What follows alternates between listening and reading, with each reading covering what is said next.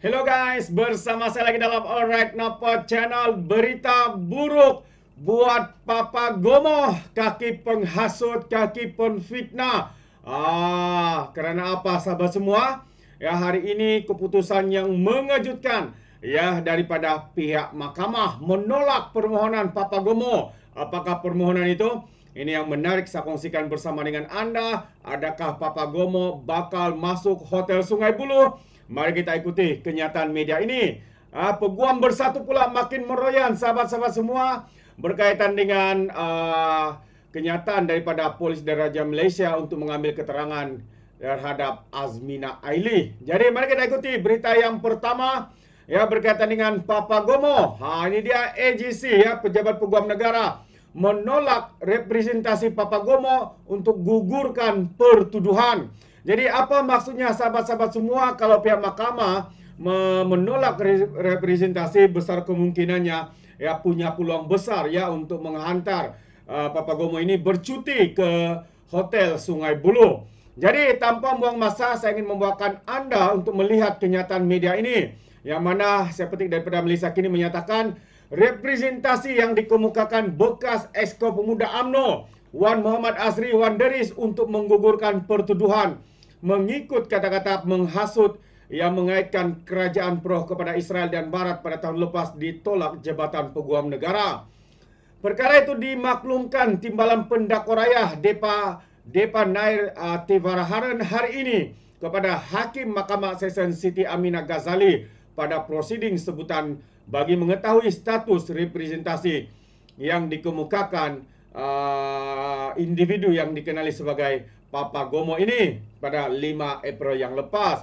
Adanya berhubung representasi yang dikemukakan tertuduh pada 5 April lepas, arahan yang diterima daripada AJC pada pagi ini adalah untuk meneruskan kes representasi tertuduh ditolak, kata Depa. Sementara itu, Timbalan Pendakwa Raya Datin Kalmizah Saleh berkata, pihaknya menyerahkan beberapa dokumen yang berkaitan perbicaraan kepada pihak pembelaan dan memohon tarik pengurusan kes dalam masa sebulan bagi menyerahkan baki dokumen. Peguam Logan Iskandar Abdullah yang mewakili Wan Muhammad Azri mengesahkan perkara itu. Sehubungan itu juga, Siti Aminah berkata, kes akan diteruskan dengan perbicaraan pada tarikh yang ditetapkan sebelum ini pada 11, 12, 29 dan juga 30 Julai. Ya, beberapa bulan lagi ya, 1 bulan lebih. Serta menetapkan tarikh pengurusan kes selanjutnya pada 4 Julai ini. Pada 8 Januari lepas, Papa Gomoh mengaku tidak bersalah atas pertuduhan menyebut kata-kata menghasut yang mengaitkan kerajaan Peroh kepada Israel dan Barat di laman Facebook. Dia didakwa menghasut di laman Facebook Khalid Hamidi, Khalid Matkul, dan kata-kata itu dilihat oleh individu di sebuah unit kondominium di Jalan Tongsin, Bukit Bintang pada 1 tengah hari 8 November lepas. Pendakwaan mengikut Seksyen 4 dalam kurungan 1 dalam kurungan B Akta Hasutan 1948 dan boleh dihukum mengikut Seksyen 4 dalam kurungan 1 akta yang sama yang membawa hukuman denda sehingga 5,000 atau penjara maksimum 3 tahun ataupun kedua-duanya sekali jika sabit kesalahan. Jadi itu dia sahabat semua. Mahkamah hari ini menolak representasi yang menolak Papa Gomoh untuk permohonan beliau ya untuk menggugurkan pertuduhan, yang mana pertuduhan itu menyebut kata-kata menghasut mengaitkan kerajaan Malaysia hari ini ya kepada ataupun Peroh kepada Israel dan Barat. Itu antara satu tuduhan yang berat yang dibuat oleh Papa Gomoh ini. Jadi kita harapkan ya pihak polis mengambil tindakan tegas, khususnya pejabat peguam negara ya untuk meneruskan perbicaraan kepada individu ini yang memang terkenal ya dengan fitnah, hasutan, menyebarkan berita palsu dan sebagainya. Dan kalau dalam pengetahuan anda juga, Papa Gomoh pernah sekali ya kalah saman fitnah terhadap Perdana Menteri kita. Ya, banyak saman lah, tapi antaranya saman terhadap Perdana Menteri Datuk Sri Anwar Ibrahim. Kalau saya boleh cari sekejap ya saman itu. PMX. Okey, kalau kita boleh jumpa ini dia. Saya ingin tayangkan kepada anda sahabat semua. Saya mau kita tahu bahwa individu ya seperti Papa Gomo ini tidak boleh dipercayai. Setiap kata-kata yang keluar daripada mulut mereka tidak lain tidak bukan adalah fitnah semata-mata. Ya, fitnah seperti mana yang dinyatakannya ini akhirnya apabila Saman Datuk Sri Anwar menang kepada Saman itu, Papa Gomo diarahkan ya untuk membayar sebanyak hampir 1 juta sebenarnya, 951.260.30 sen. Itu antara jumlah ya yang diarahkan oleh mahkamah kepada Papa Gomo ini untuk membayar saman terhadap membayar saman itu kepada Perdana Menteri kita. Jadi adakah Anda masih boleh percaya dengan individu-individu seperti ini yang tidak lain tidak bukan sahabat semua hanya tahu untuk menghasut, menyebarkan berita palsu, menghasut untuk membenci, ya apatah lagi ketika itu Perdana Menteri sebelum Perdana Menteri lah sebenarnya Datuk Seri Anwar Ibrahim menjadi mangsa ya kepada penipuan, penyebaran berita palsu, dan kita boleh nampak sahabat semua bahwa apa yang dikatakan oleh Papa Gomo itu fitnah belaka. Akhirnya hampir 1 juta ya perlu dibayar oleh Papa Gomo terhadap Perdana Menteri. Hari ini sekali lagi ya peguam daripada Parti Bersatu cuba mempertahankan Azmin Ali. Katanya polis cuba alih isu dalam siasatan Azmin. Itu antara kenyataan ya daripada peguam Parti Bersatu ini. Ya, beliau mendakwa bahwa polis seolah-olah ya cuba untuk mengalihkan isu sebenar berhubung arahan menghadirkan diri dalam diri kepada Adun Hulu Kelang untuk disoal siasat. Ini kabar angin sajalah ya.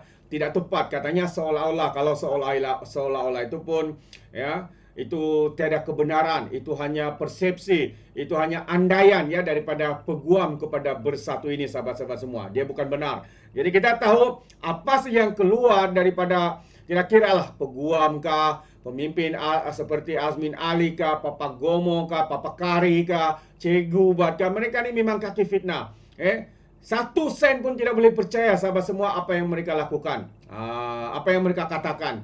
Dalam satu kenyataan hari ini, Shasha ya berkata dia dimaklumkan semasa beberapa sesi perbincangan dengan pegawai penyiasat kes itu bahwa Azmin dipanggil berhubung kenyataan dan atau pengataannya semasa di Dewan Undangan Negeri. Sekali lagi dia bukan tuduhan ataupun siasatan yang dibuat ni bukannya kenyataan Azmin Ali semasa di dalam Dewan Negeri. Kenapa mereka ni asik-asik katakan kenyataan Azmin Ali di sidang Dewan Undangan Negeri? Ini bukan kenyataan itu ya. Mereka ni sebenarnya cuba untuk bagi pandangan saya lah ya, mereka ni sedang cuba untuk membina naratif yang mengatakan kononnya polis cuba membuat intimidasi kepada Azmin Ali, tapi sebenarnya tidak sahabat semua. Ini berkaitan dengan laporan polis yang dibuat dan juga kebocoran maklumat, dan apabila mereka menyampaikan maklumat itu pula tidak tepat seperti mana yang dikatakan. Jadi saya mengesahkan kata peguam Bersatu ini adalah satu maklumat salah ya, yang telah diberikan oleh Ketua Polis Selangor dalam percubaan beliau dan juga pihak berpolis untuk mengelak daripada kritikan-kritikan yang telah diberikan terhadap polis kerana melanggar hak keistimewaan ahli Dewan Undangan Negeri. Mereka masih lagi menggunakan ya menggunakan alasan ya mereka mempunyai kekebalan membuat kenyataan di Dewan Undangan Negeri. Sekali lagi saya ingatkan ya sahabat semua, dalam kepada setiap ya adun kah, ahli parlimen kah, mereka memang itu kita tidak boleh sangkal ya mereka mempunyai kekebalan apa yang mereka katakan ya di Dewan Rakyat ataupun parlimen. Tapi dalam isu kekebalan ini itu bukan lesen ya. Seringkali saya katakan itu bukan lesen untuk mereka menyebarkan berita palsu, untuk menghasut, untuk membuat kenyataan yang tidak benar. Jadi kalau tidak benar, mereka masih boleh dilakukan tindakan, kecuali perkara itu benar belaka, barulah tidak ada hak untuk mereka disiasat atau sebagainya. Jadi sahabat semua, mana satu yang Anda percaya? Adakah individu-individu yang memang terkenal selalu kalah saman fitnah seperti Papa Gomo ini, ya, seperti geng-geng daripada Bersatu yang kita tahu mereka ini adalah pengkhianat ya, pengkhianat parti, pengkhianat mandat rakyat. Adakah individu-individu seperti ini yang Anda percaya apa yang keluar daripada mulut mereka itu hanyalah bertujuan untuk membina persepsi jahat, politik sempit, politik terdesak dan sebagainya. Jadi sebelum Anda percaya, selepas mendengar apa-apa kenyataan daripada individu-individu, fikir terlebih dahulu sahabat semua. Jangan menjadi seperti walan-walauntit. Mereka akan menerima bulat-bulat, lepas tu mereka viralkan di media sosial, di TikTok dan sebagainya. Jadi bagi saya, jadilah rakyat yang bijak. Jangan menjadi seperti walan-walauntit yang otak mereka ni seakan-akan tidak diguna pakai. Mereka lebih selesa menggunakan otak yang ada di lutut berbanding dengan yang ada di atas kepala mereka. Itu pandangan saya. Bagaimana dengan anda sahabat semua? Jadi sampai sini saja. Terima kasih. Sekiranya anda memberikan sebarang pandangan, ya, anda boleh berikan dalam ruangan komen. Jadi izinkan saya untuk mengundurkan diri, dan seperti biasa peribahasa mengatakan, tapapun kangkap, dua ton keinginan. Dalam bahasa Melayunya, tepuk dada, tanya selera. Sekian saja daripada Alright Nampak Channel. Saya kita berjumpa lagi. Bye-bye.